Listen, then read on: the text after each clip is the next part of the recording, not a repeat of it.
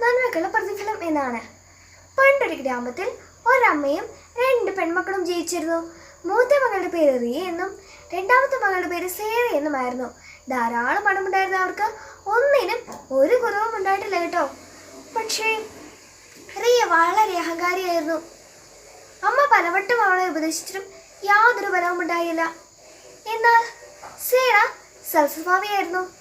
ഒരു ദിവസം വൈകുന്നേരം ഒരു പാവവൃദ്ധൻ ആ വീട്ടിലെത്തി. മഴയായതിനാൽ ആ പാവം തണുത്തു വരച്ചാണ് വന്നത്. വൃദ്ധനെ കണ്ട വളരെ പറഞ്ഞു, ഇറങ്ങിപ്പോയിക്കോ, ഇവിടെ ഒന്നുമില്ല.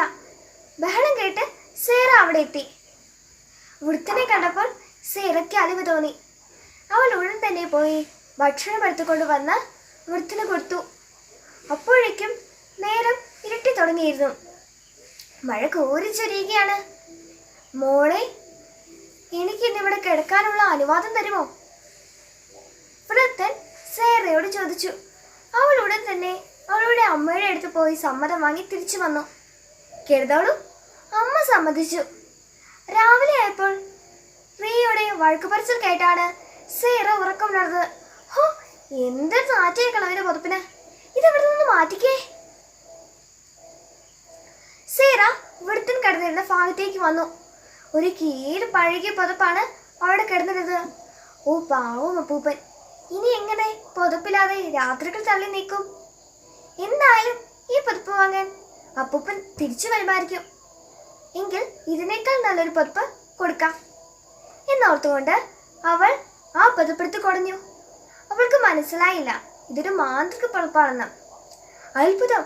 അതാ ഒരു സ്വർണ്ണനാണയം താഴേക്ക് വീണു. ഇത് കണ്ട റിയ അവിടെ എത്തി. സേറ ചേച്ചിയോട് കാര്യം പറഞ്ഞു. ഇതെനിക്ക് വേണം. വേണ്ട ചേച്ചി, അതാ അപ്പൂപ്പന്റെ അല്ലേ. സ്വർണ്ണനാണയം കിട്ടിയ ആരാ വേണ്ടെന്ന് വെക്കുക.